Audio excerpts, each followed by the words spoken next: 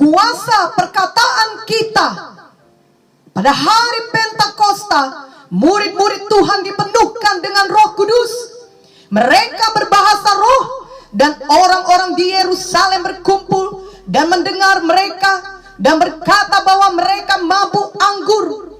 Petrus kemudian bangkit dan dengan penuh Roh Kudus menerangkan bahwa mereka bukan mabuk anggur, tetapi mereka penuh Roh Kudus, seperti yang difirmankan Tuhan dengan perantaraan Nabi Joel.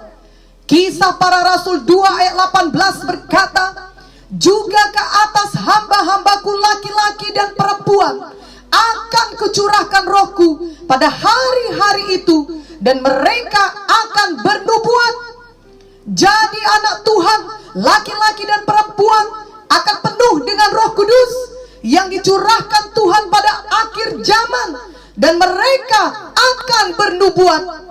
Bernubuat berarti mengucapkan perkataan dari Tuhan, bukan perkataan dari diri sendiri atau dari manusia lain, dan pastilah bukan dari setan. Jadi anak Tuhan yang selalu penuh Roh Kudus haruslah selalu mengucapkan kata-kata dari Tuhan, yakni mengucapkan firman Tuhan. Tuhan juga berkata bahwa apa yang keluar dari mulut adalah berasal dari hati. Jadi anak Tuhan haruslah penuh hatinya dengan firman Tuhan, agar yang keluar dari mulutnya adalah firman Tuhan juga.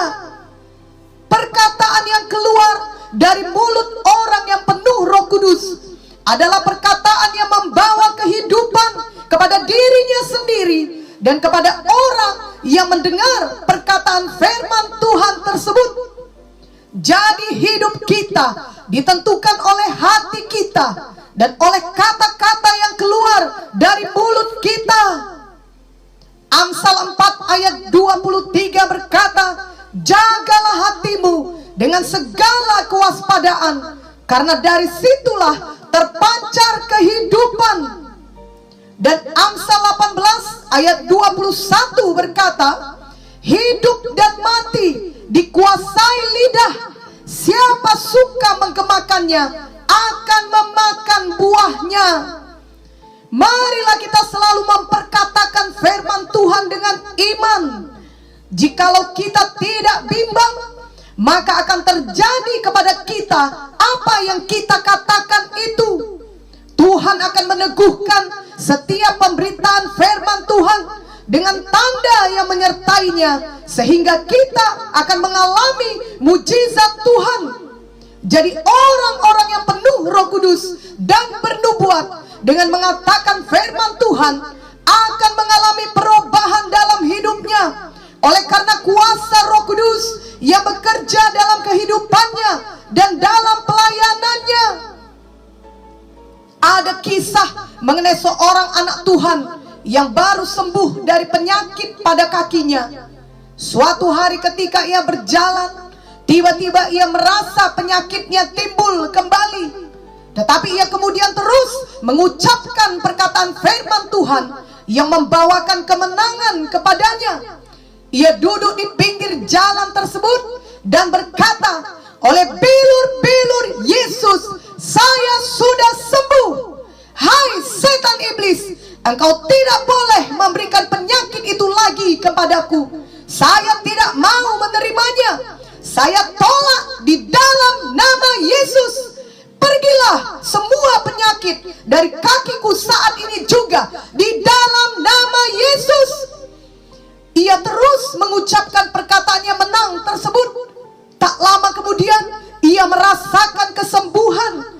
Penyakitnya itu benar-benar pergi dan tidak berhasil menyerang ia kembali. Perkataannya yang penuh iman memberikan kemenangan kepadanya. Perkataannya yang penuh dengan firman Tuhan memberikan kesembuhan dan kehidupan kepadanya.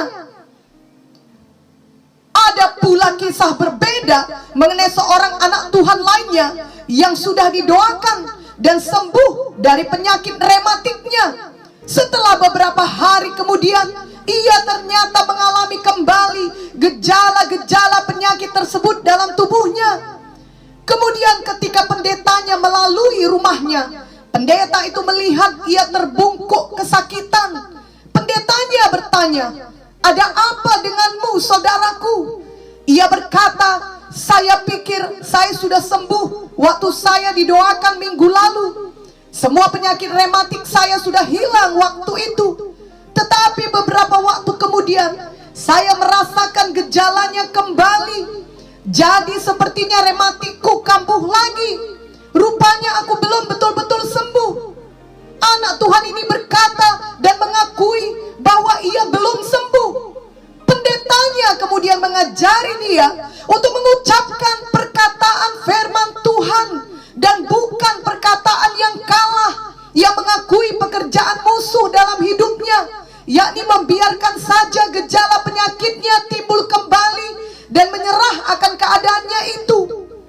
Setelah ia mengerti bahwa perkataan imannya akan mengubahkan keadaannya menjadi benar-benar sembuh dan tidak kambuh lagi, ia pun kemudian mengubahkan perkataannya. Perkataannya sekarang adalah perkataan yang mengundang kuasa Tuhan dan bukan mengundang kuasa musuh. Marilah kita memilih untuk selalu mengucapkan perkataan iman, perkataan yang sesuai dengan firman Tuhan. Apapun situasi yang sedang kita alami, perkataan kita berkuasa untuk mengubahkan kehidupan kita. Tuhan menghendaki agar hati kita dan kehidupan kita selalu bertambah-tambah baik, bertambah-tambah berkenan kepada Tuhan, dan bertambah-tambah sempurna di dalam Kristus. Jadi jagalah hati kita dengan segala kewaspadaan. Roh Kudus di dalam kita selalu mengajari kita dan mengingatkan kita akan firman Tuhan yang sudah kita terima di dalam hati kita. Roh Kudus juga akan memimpin kita dalam berkata-kata. Oleh karena itu, penuhlah senantiasa dengan Roh Kudus dan penuhlah senantiasa dengan firman Tuhan. Biarlah apa yang difirmankan Tuhan melalui Nabi Joel benar-benar dijadikan pada kita semua. Kiranya perkataan nubuatan selalu keluar dari mulut kita yang penuh dengan Roh Kudus. Perkataan itu yang akan membawa kehidupan dan kemenangan yang terus bertambah-tambah sepanjang hidup kita. Amin dan amin.